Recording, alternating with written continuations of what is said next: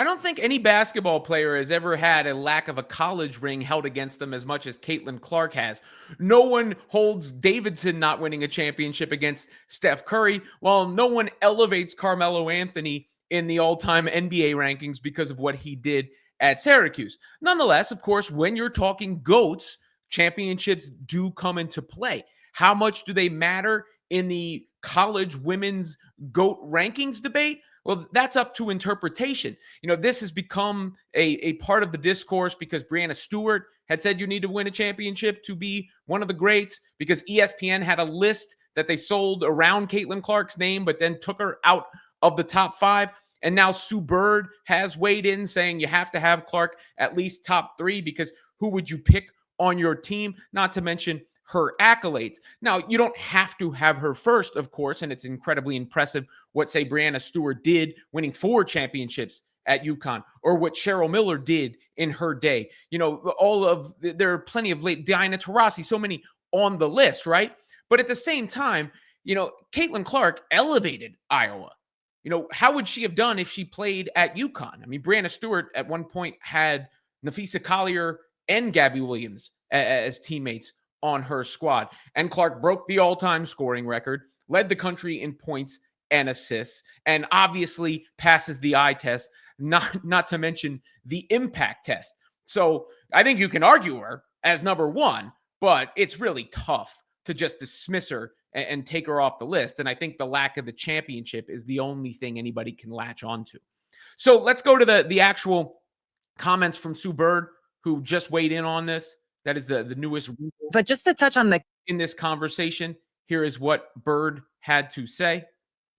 But just to touch on the Caitlin Clark of it all, listen, I think the way that I'm looking at this, no, Caitlin didn't win. It's why she's not number 1. I think going to the national championship game 2 years in a row, basically playing big in every big game, hitting every big shot in every big moment, there's something to that, clearly. Raising the level of your teams, there's something this kid is obviously special, definitely one of the greatest of all time. And I think when I really look at lists like this, it's kind of like, do you go based on just resume, or do you go based on, if we had a draft, who would you take? And there's no way you're not taking Caitlin Clark in the top 5. And to me, there's no way you're not taking her in the top 3. So, and that's not, a knock on anybody else. I just think that's the reality of it. It's a fair point by Sue Bird, of course. Also, you don't have to have Caitlin Clark number 1 on the list. There are a lot of people, if we're being real about it, who came into this debate late because of the impact Caitlin Clark had, which is part of her case. She changed the dynamics of the sport, but also, they don't necessarily, not everyone, myself included, going back, have the frame of reference for some of these other great players who also deserve their recognition. No one's saying they should take away the recognition. But in women's college basketball, you also had a predominant group of teams, a select group of teams that have been dominant, that have sort of cornered the market. And if you went there, you had a chance to win a national championship. How many WNBA players did Caitlin Clark play with during her time period versus this particular roster that Breanna Stewart played with at UConn? You see some of the names, obviously, on that list. Now, that doesn't mean Stewie wasn't great. Of course she was. Of course she was. But, back in the day, it was like Tennessee, and then it was UConn, and of late it's been South Carolina. There's never been a team seeded lower than 3 to win the NCAA tournament on the women's side. And I don't think there's ever necessarily been a singular star, at least in recent times, for most of us, who has, captured the imagination like that and been the sole, not that she didn't have good teammates, but the clear driving force behind the team's success in what Clark was able to do at Iowa. And it's not as if Iowa was some bums. They did go to the Elite Eight, I think, in 2019. They made one Final Four, though, in program history before Clark got there. And then, obviously, again, when you just look at the individual accomplishments, setting the all-time scoring record, she's the only one who's done that. Leading the country in points and assists, I think she did that twice. The Hawks put out a post about Trae Young being the only player to lead the nation in points and assists. People jumped on them because that's on the men's side, of course. But regardless, it's okay to debate. I mean, debates are fun. It's okay to have positions, but I feel like in Clark's case, the lack of a ring is sort of used to either just remove her from lists or discredit her because it's the only thing, right? Like it's like the turnover thing on the WNBA side. It was kind of the only thing. And now the ring thing is the only thing. And it's a funny thing because she's only been in the WNBA for one season. So to act as if she should have won already in the WNBA is just like asinine to hold not winning against her. And then so you go back to college to hold not winning against her, even though she got to the national championship game back-to-back years and beat South Carolina one year, beat LSU another year. They didn't win. That is fair. Like South Carolina won last year. They're the national champs. 1,000%. The year before, Angel Reese and LSU won. They're the national champs. 1,000%.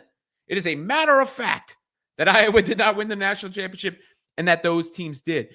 But the phenomenon is very uniquely on the women's side. And I've been trying to figure out exactly why that may be. And I believe in some reasons, in some ways, it's because the WNBA, not that it had, when it first came around, some attention, but for the most part, even if it had incremental growth, was not talked about, discussed, or put into the zeitgeist the way it has since Clark got there. And because of that, there was a little bit more prestige and notoriety around the college game. And even the college game exploded, obviously with the LSU Iowa moment, with Clark, with the national championship game last year. It continues with Juju and Paige and everything that's going on. That momentum is showing no signs of stopping. But even before then, it feels like, UConn women's college basketball, Gino Auriemma, or Pat Summitt in Tennessee, or with Candace Parker and all these greats of the past, they had more notoriety for the college aspect than they did on the professional level. So that may be one reason why. And then, so much of the focus, though, has been on multiple national championships and all that. And it's the easy hypothetical question, like how many titles would Caitlin have if she were at UConn, or how would Breanna Stewart have done if she were at Iowa? We cannot answer those things. Like it's not possible without actually seeing it or going into some multiverse and seeing it. And all these debates are always healthy, but if they're done in good spirit.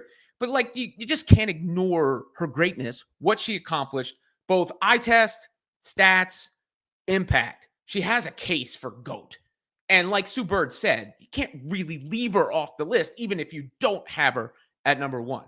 And I think that's kind of where you land. Whether she's won, I mean, you could use I'm supposed to be number one on everybody's list. Let's see what happens when I no longer exist, because people still use Caitlin Clark to frame every conversation they have.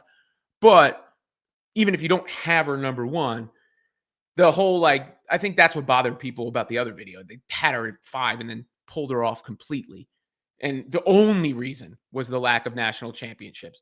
If you want to have that to be the deciding factor, okay, fair enough, whether we agree or not. But the only reason to completely dismiss everything else is a little asinine.